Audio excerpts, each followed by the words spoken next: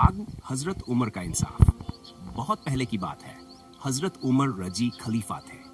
उनकी ईमानदारी और इंसाफ के किस्से आज भी मशहूर हैं। उनके खलीफा बनने के बाद उन्होंने अपने घर का एक छोटा सा हिस्सा खुद के लिए रखा और बाकी को गरीबों के लिए खोल दिया।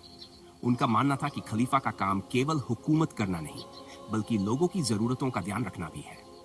एक दिन हजरत उमर रजी रात के वक्त शहर का दौरा कर रहे थे।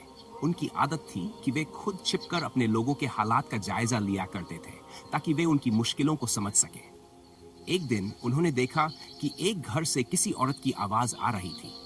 वह अपनी बेटी से कह रही थी, दूध में पानी मिला दो, इससे हमें ज्यादा पैसे मिलेंगे। हजरत उमर चुपचाप सुनते रहे। बेटी ने जवाब दिया, अम्मी, खलीफा ने दूध में पानी मिलाने से मना किया है। हमें ईमानदारी से काम करना चाहिए। माँ ने गुस्से में कहा, खलीफा यहाँ नहीं है, उसे कैसे पता चलेगा? बेटी ने जवाब दिया, अगर खलीफा नहीं है तो क्या हुआ, अल्लाह तो देख रहा है। यह सुनकर हजरत उमर बहुत खुश हुए। उन्होंने अगले दिन उस लड़की से शादी के लिए अपने बेटे का रिश्ता भेजा। उनका मानना था कि ईमानदारी और अल्लाह का खौफ रखने वाली लड़की ही उनके बेटे के लिए सबसे अच्छा साथी हो सकती है। अल्लाह की रहमत।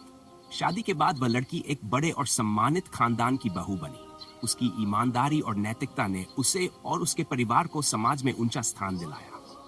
समय बीतता गया और उस लड़की की आने वाली पीढ़ियों में से एक हजरत उमर बिन अब्दुल अजीज भी हुए, जो अपने समय के महान और सबसे न्यायप्रिय खलीफा माने जाते हैं। यह कहानी हमें यह सिखाती है कि अल्लाह पर भरोसा और ईमानदारी हमेशा बेहतरीन फल देती है।